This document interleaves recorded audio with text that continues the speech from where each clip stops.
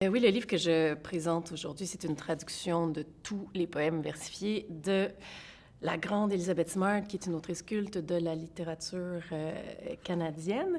Il s'intitule tout simplement Poèmes 1938-1984 et regroupe pas moins de 4 décennies d'un travail poétique acharné.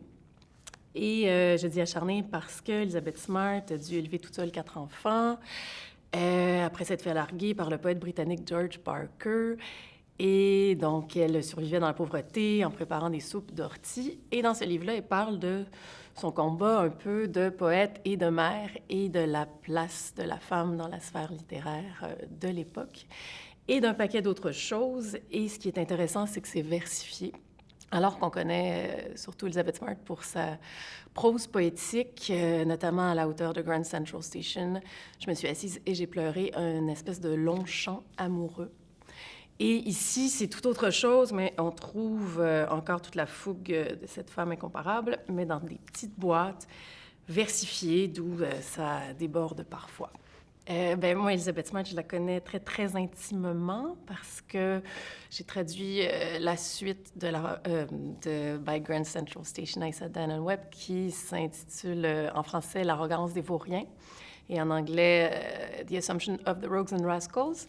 Ça m'a été proposé par les Allusifs en 2013 et là, j'ai eu une rencontre fulgurante avec cette femme-là qui est devenue pour moi une figure super importante dans ma vie. Après, j'ai traduit sa biographie, puis elle m'accompagne toujours depuis et ça a pris des années à traduire et voilà, c'est rendu mon amie maintenant. Personnellement, en tant que traductrice, je fais souvent ce qu'on me dit, mais en fait, je fais souvent ce que les éditeurs me disent parce que je leur fais une confiance, une grande confiance. J'ai une confiance aveugle en les éditeurs avec qui je travaille, notamment Le Norrois, Loi de Cravant, les Allusifs, le MEAC, l'Hexagone, etc. Donc, tous ces gens-là avec qui je travaille me proposent toujours des choses super intéressantes, puis j'aime ça voir à travers les yeux d'un autre lecteur et c'est ça, ces gens-là sont rendus des amis, puis ils me proposent des choses que j'aime souvent et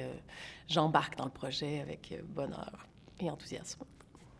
Assurément, la lecture occupe une place centrale dans ma vie parce que c'est mon travail, parce que la traduction littéraire, c'est rien d'autre qu'une lecture, c'est juste que c'est une lecture très attentive, très, très lente et c'est comme une lecture à la loupe un peu. Et quand je lis un livre sans avoir à le traduire, ça va toujours trop vite pour moi. J'ai pas le temps de figer les images dans ma tête comme je le fais quand je les traduis. Alors, c'est un peu frustrant, mais ça occupe néanmoins une place quotidienne très importante dans ma vie parce que c'est pas mal tout pour moi. C'est un refuge, une inspiration, un remède contre l'insomnie, puis pas mal le meilleur moment de la journée, en fait. Le temps saute, le temps bondit. Quel bond de kangourou fait le temps sur mon jardin ordonné? Les lys survivront-ils ou ils s'abreuvent de chaos? Ne sont-ils qu'un avertissement, une intimation de là-haut?